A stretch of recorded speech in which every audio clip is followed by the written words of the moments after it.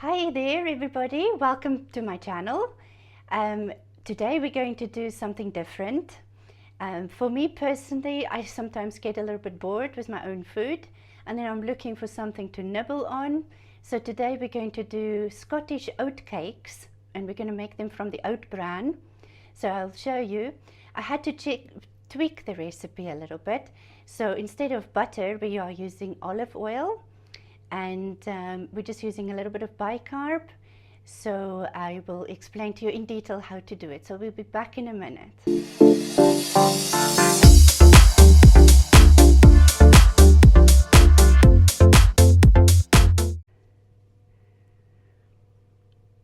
Okay guys, so these are the oatcakes that I've made a couple of days ago.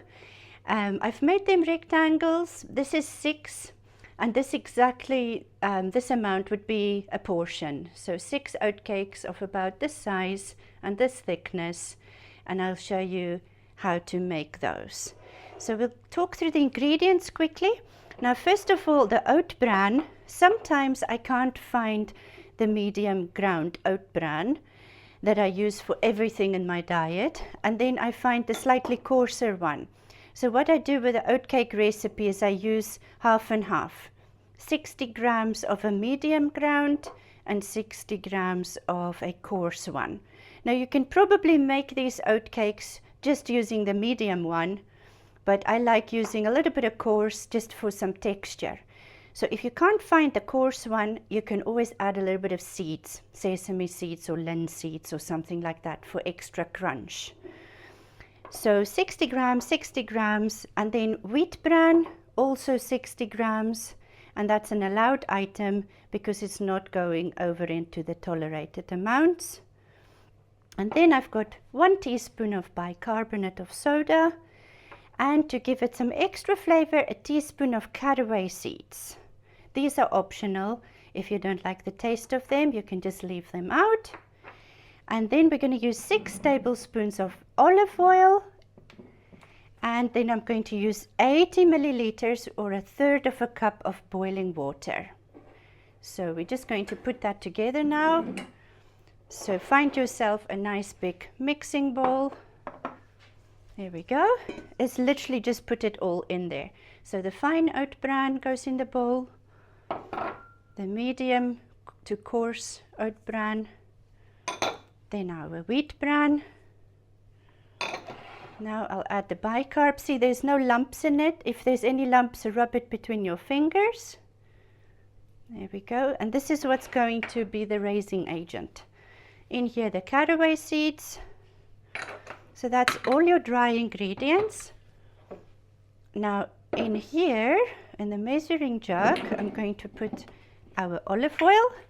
So you're allowed 1 tablespoon olive oil a day with the new items.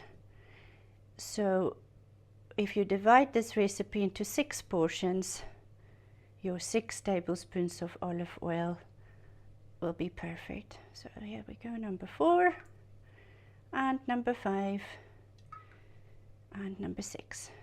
I find with the olive oil it gives a very nice crispy crunchy texture. So that's actually quite a good thing. And now boiling hot water. The kettle has just boiled. 80 milliliters of water goes into the olive oil. There we go.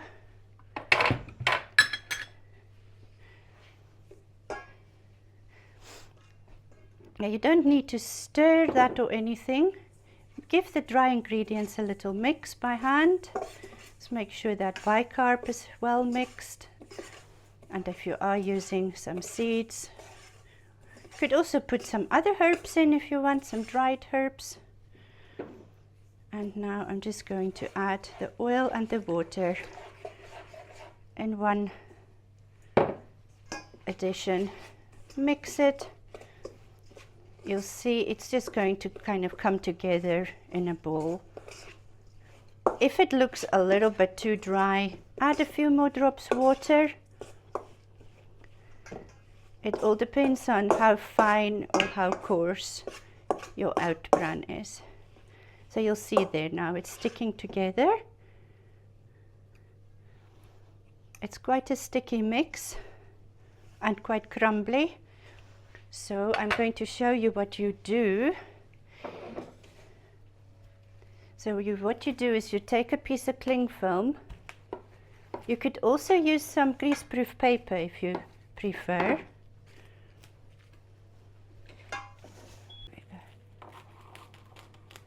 Okay. So I'm just cutting myself 2 pieces of cling film. There we go. I'm going to now just gather this dough to make it into a ball, squeeze it together. There we go. You can press quite hard, nothing's going to happen. I put that in the middle of the cling film and just by hand flatten it a little bit. I'll be back, let me wash my hands.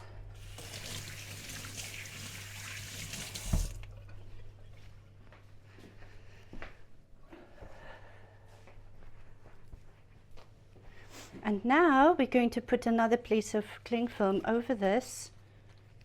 I do this because otherwise it sticks to the rolling pin and it sticks to the surface. And because we can't use any flour really, this is the best way to do it. So this is how the professionals do it when they have a pastry that is difficult to roll out. So here we are. So I'm just going to gently roll it to the edge of the plastic here. You have to make sure it sticks together there.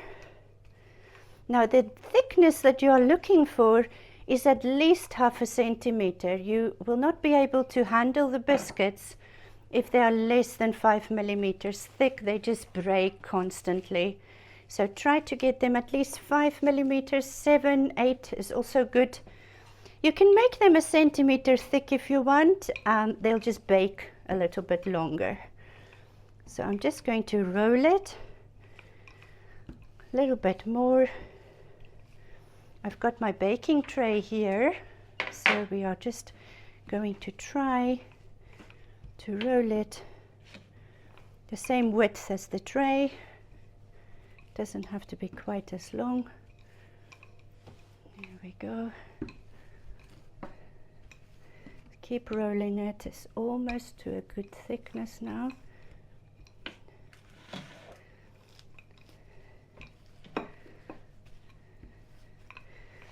You're trying to roll it into a square, but it doesn't always go that way. So here we are. So for me that's a good thickness now. So what we're going to do, I'll get another tray.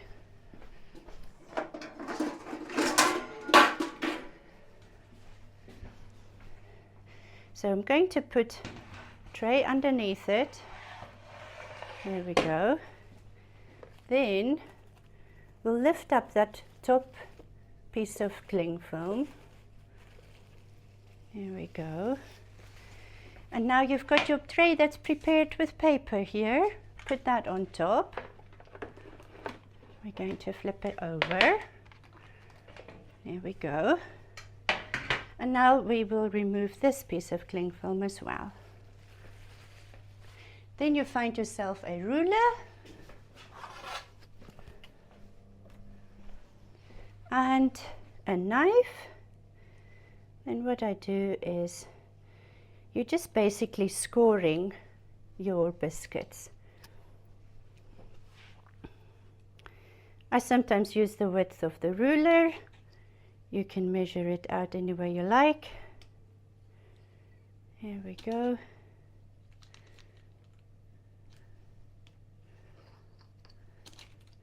So you'll get the general idea here. You might want to make squares or you might want to make round ones. Here we go. And then across. I'm going to make them slightly longer I'll take one of my previous ones, measure that. Here we go. So you get the idea. I will continue with this. So you're just scoring your biscuits like that. Okay guys, so you will see the biscuits here. I've marked them. You can just score them so you can see exactly where to cut them later on. So what I've done is I've gathered the end bits here, and there's enough here that you can roll out probably for another 6 oatcakes. Over here I've got 18, so this way of doing it would have given us 24 biscuits. So if you divide that by 6, then you will have your amount of portions. The calculations are quite complicated for this. I will write everything down for you in the description. So basically the olive oil is worked out for 6 portions, but the oat bran is worked out for 5 portions. So you need to kind of decide whether you want to do 5 or 6 portions, and just have it as a treat occasionally. So now these guys are going to go in the oven. I'm going to bake them at 170 degrees for 12 minutes. And then I'm going to lower the temperature to 140 degrees, and they will be in the oven probably another 5 or 8 minutes after that. And then we'll take them off to cool off a little bit, and then we will cut them again. So let's put them in the oven then. It's just the middle shelf of the oven, 170. There we go. And it goes, yeah. Okay guys, so that's the baking time up now. Let's have a look here. I'll pull this out. There we go. So you see they've kind of gone a little bit golden. They've not changed much since we've put them in. So I'll put them on the board here to cool off now. And I'll show you another one.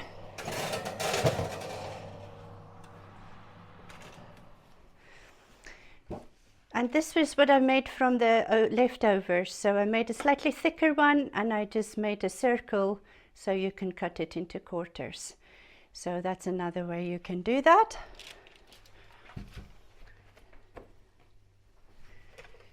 So now that the tray is out of the oven, there where you made your little lines, you're just going to score and just move them a little bit aside. Here we go. They are still quite fragile in this state, so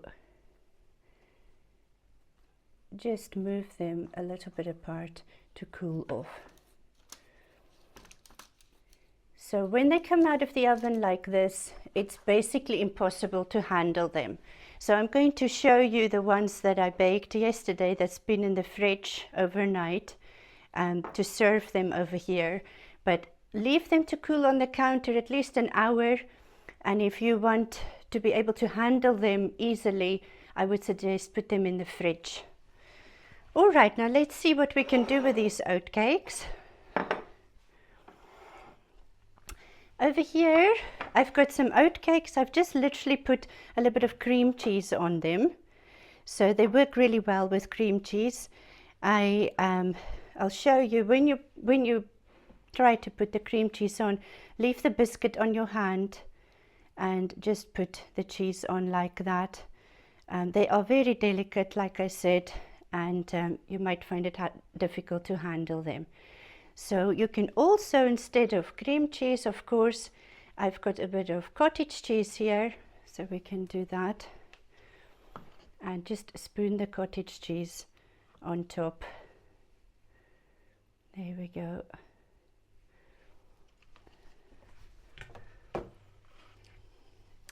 And now, to make it a little bit more interesting, oops, say daisy, I have some homemade tomato and pepper chutney, and in another video I will show you how to make that. So this is lovely homemade chutney.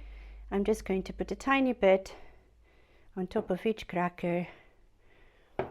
You don't need a lot, just like so. The ones with the cottage cheese is my favorite. There we go. And then what I've got over here, you can also serve your oatcakes with a little bit of terrine. So in the next video that we're going to be making later this week, I will show you how to make this terrine, and it's really lovely as a lunch, and it works really well. So I've got these 2 plates ready here. I'll put some oatcakes on the side. You can decorate and garnish them a bit with some cucumber, tomato, and you can make your plates all nice and pretty. Okay guys, I hope you enjoyed the video, and if you have any questions about how to make them, or if you're having any difficulties, please leave me a comment. I will put the full recipe in the description of the video. Please give us a like, and please don't forget to subscribe. I hope you have a wonderful day. Until next time, bye.